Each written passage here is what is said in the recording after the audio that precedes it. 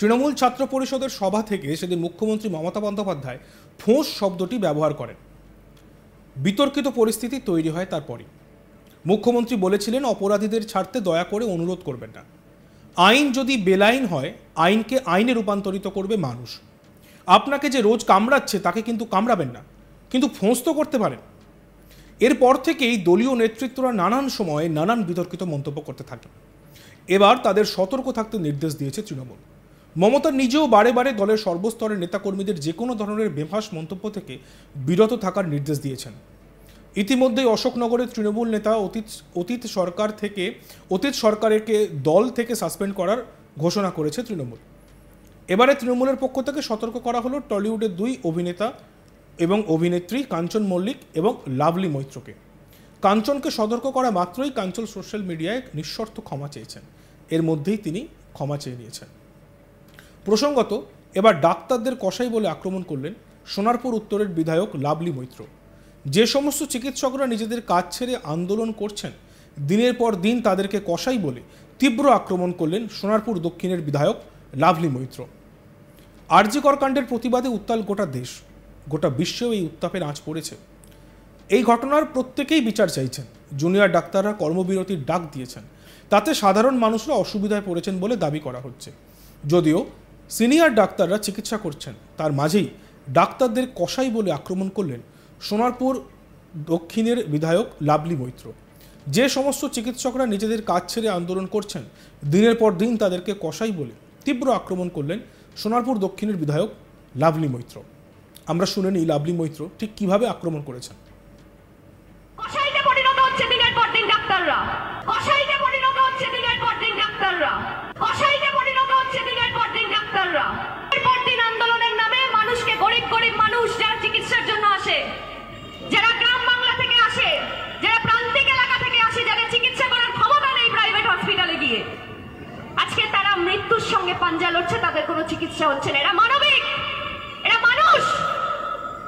কসাইতে পরিণত হচ্ছে দিনের পর দিন ডাক্তাররা, কসাইতে পরিণত হচ্ছে দিনের পর দিন ডাক্তাররা। গত রবিবার তৃণমূলের ঘোষিত কর্মসূচি অনুযায়ী অবস্থান বিক্ষোভে বসেছিলেন সোনারপুরের তৃণমূল নেতৃত্ব। বিধানসভা এলাকার মহিলা নেতৃত্বরা উপস্থিত ছিলেন সেই বিক্ষোভে। সেখানে বক্তব্য রাখতে গিয়ে সোনারপুর দক্ষিণের বিধায়ক অরুন্ধতী বা লাভলি মৈত্র আন্দোলনকারী চিকিৎসকদের কড়া ভাষায় আক্রমণ করেন। তিনি চিকিৎসকদের কসাই বলেন। তিনি আরও বলেন, রাজ্যের সাধারণ দরিদ্র মানুষ সরকারি হাসপাতালের ওপর নির্ভর করে থাকেন। তাদের কাছে বেসরকারি নার্সিংহোমে চিকিৎসা করানোর মতো অর্থ নেই। আমাদের মুখ্যমন্ত্রী বারে বারে বলছেন যে তিনি আন্দোলনকারীদের সাথে আছেন। তাদের দাবি সরকার ভাবছে, কিন্তু তবুও ডাক্তার নিজেদের কাজ বন্ধ করে আন্দোলন করছেন। পুরো চিকিৎসা ব্যবস্থা ভেঙে পড়তে চলেছে। সাধারণ মানুষ সমস্যার মধ্যে পড়ছেন। রবিবার মঞ্চে বক্তব্য রাখতে গিয়ে ডাক্তারদের কসাই বলার ভিডিও ইতিমধ্যেই ভাইরাল হয়েছে সোশ্যাল মিডিয়ায়। যদিও সেই বিষয়ে নিজের সাফাই দিয়েছেন লাভলি। আমরা শুনে নিই লাভলি মৈত্র কি বলছেন। দেখুন, আমার বক্তব্য, ডাক্তাররা আমাদের কাছে ভগবান। ডাক্তারদেরকে মানুষ ভগবানের চোখে দেখে। তো এনাদের আন্দোলনকে প্রথম দিন থেকে আমাদের মাননীয় মুখ্যমন্ত্রী সমর্থন করেছেন। উনি বলেছেন যে ওদের আন্দোলন যুক্তিসঙ্গত এবং ওদের যা দাবি দেওয়া আছে সেগুলো রাজ্য সরকার অবশ্যই মান্যতা দিচ্ছে এবং আগামী দিনেও হয়তো দেবে যতটা সম্ভব। কিন্তু এই আন্দোলনকে এমন একটা জায়গায় এরা নিয়ে যাচ্ছে যে মানুষ না যেন ভুল করে এই ভগবানের জায়গায় অন্য কিছু বলে ওদেরকে। কারণ গরিব প্রান্তিক জায়গা থেকে যারা চিকিৎসা করতে আসে, ডাক্তারদেরকে ভগবান মনে করে সরকারি হাসপাতালে আসে, কারণ তারা আর্থিকভাবে পিছিয়ে পড়া মানুষ, তাদের পক্ষে সম্ভব হয় না প্রাইভেট হসপিটালে যাওয়া। তো আজকে তারা যখন চিকিৎসা পরিষেবা থেকে তারা ব্যাহত হচ্ছে বা তারা পরিষেবা পাচ্ছে না, এনাদেরকে অনেকবার আমাদের মুখ্যমন্ত্রী আবেদন করেছেন যে মানুষ যেন পরিষেবা পায়। অনেক মানুষ আছে, তো আমরাও চাইবো, আমরা এখনো অনুরোধ করব। আর আন্দোলন যদি করতে হয়, বিচার যদি চাইতে হয়, তাহলে লালবাজার অভিযান নয়, সিপির পদত্যাগ নয়, সিবিআই এর কাছে যান। যারা কেসটা তদন্ত করছে, কেন সিপি পদত্যাগ করবে? কেসটা কি কলকাতা পুলিশ করছে? কেসটা কি রাজ্য সরকারের হাতে আছে? করছে তো সিবিআই। সিপিএম আর বিজেপি এখন হয়েছে ভাই ভাই। কেউ সিবিআই এর কথা বলছে না, সবাই রাজ্য প্রশাসন, রাজ্য সরকার আর মুখ্যমন্ত্রী। সিবিআই এর কাছে জিজ্ঞেস করুক না কেন এত দেরি হচ্ছে, কেন কেসটা সলভ হচ্ছে না, কেন দোষীদের ফাঁসি হচ্ছে না। আমরা তো ফাঁসি চাই, আমরা তো বিচার চাই। ইতিমধ্যেই টিএমসি সুপ্রিমো মমতা বন্দ্যোপাধ্যায়ের ফোঁস বিতর্কে প্রতিক্রিয়া জানিয়েছেন তৃণমূলের সর্বভারতীয় সাধারণ সম্পাদক অভিষেক বন্দ্যোপাধ্যায়। তিনি এক্স হ্যান্ডেলে একটি পোস্ট করেন। তাতে তিনি লেখেন, জনপ্রতিনিধিদের আরও নম্র এবং সহানুভূতিশীল হতে হবে। আমি তৃণমূলের সকলকে অনুরোধ করছি চিকিৎসক বা নাগরিক সমাজের উদ্দেশ্যে কটু কথা না বলার। এরপর তিনি এই কথা বলতে গিয়ে তিনি আরও বলেন যে মমতা বন্দ্যোপাধ্যায় যে ফোঁস করার কথা তিনি মিছিলে বলেছেন, কিন্তু অভিষেক বন্দ্যোপাধ্যায়ের ক্ষেত্রে আমরা দেখলাম অন্য সুর। তিনি বলছেন এই ধরনের ভয়াবহ ঘটনার পুনরাবৃত্তি যাতে না হয় তা নিশ্চিত করতেই পদক্ষেপ করার সময় এখনই। বাংলাকে অবশ্য এই লড়াইয়ে ঐক্যবদ্ধভাবে দাঁড়াতে হবে।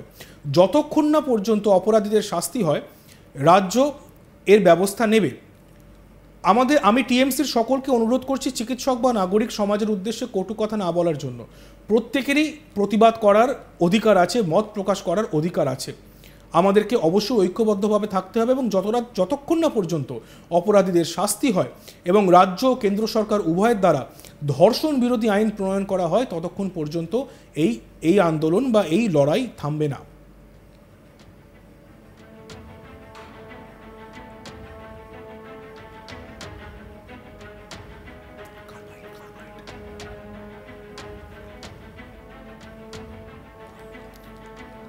আমরা শুনে নেই এই বিতর্কে লাভলি মৈত্রের কি বিতর্কিত মন্তব্য এবং তার কি বক্তব্য। কসাইতে পরিণত হচ্ছে দিনের পর দিন ডাক্তাররা, কসাইতে পরিণত হচ্ছে দিনের পর দিন ডাক্তাররা, কসাইতে পরিণত হচ্ছে দিনের পর দিন ডাক্তাররা। পর দিন আন্দোলনের নামে মানুষকে, গরিব গরিব মানুষ যারা চিকিৎসার জন্য আসে, যারা গ্রাম বাংলা থেকে আসে, যারা প্রান্তিক এলাকা থেকে আসে, যাদের চিকিৎসা করার ক্ষমতা নেই প্রাইভেট হসপিটালে গিয়ে, আজকে তারা মৃত্যুর সঙ্গে পাঞ্জা লড়ছে, তাদের কোনো চিকিৎসা হচ্ছে না। এরা মানবিক, এরা মানুষ। কসাইতে পরিণত হচ্ছে দিনের পর দিন ডাক্তাররা, কসাইতে পরিণত হচ্ছে দিনের পর দিন ডাক্তাররা, কসাইতে পরিণত হচ্ছে দিনের পর দিন ডাক্তাররা, কসাইতে পরিণত হচ্ছে দিনের পর দিন ডাক্তাররা। দেখুন, আমার বক্তব্য, ডাক্তাররা আমাদের কাছে ভগবান। ডাক্তারদেরকে মানুষ ভগবানের চোখে দেখে। তো এনাদের আন্দোলনকে প্রথম দিন থেকে আমাদের মাননীয় মুখ্যমন্ত্রী সমর্থন করেছেন। উনি বলেছেন যে ওদের আন্দোলন যুক্তিসঙ্গত এবং ওদের যা দাবি দেওয়া আছে সেগুলো রাজ্য সরকার অবশ্যই মান্যতা দিচ্ছে এবং আগামী দিনেও হয়তো দেবে যতটা সম্ভব। কিন্তু এই আন্দোলনকে এমন একটা জায়গায় এরা নিয়ে যাচ্ছে যে মানুষ না যেন ভুল করে এই ভগবানের জায়গায় অন্য কিছু বলে ওদেরকে। কারণ গরিব প্রান্তিক জায়গা থেকে যারা চিকিৎসা করতে আসে ডাক্তারদেরকে ভগবান মনে করে সরকারি হাসপাতালে আসে, কারণ তারা আর্থিকভাবে পিছিয়ে পড়া মানুষ, তাদের পক্ষে সম্ভব হয় না প্রাইভেট হসপিটালে যাওয়া। তো আজকে তারা যখন চিকিৎসা পরিষেবা থেকে তারা ব্যাহত হচ্ছে। দেখলেন পাল্টি খাওয়া কাকে বলে? ডাক্তাররা নাকি কসাই। অর্থাৎ তিনি যখন অসুস্থ হন বা তার পরিবার যখন অসুস্থ হন, তার পরিবারের লোকজন কোথায় যান? তারা কসাইয়ের কাছে যান নাকি ভগবানের কাছে প্রার্থনা করেন? দেখতে থাকুন আজ তাক বাংলা, সাবস্ক্রাইব করতে ভুলবেন না।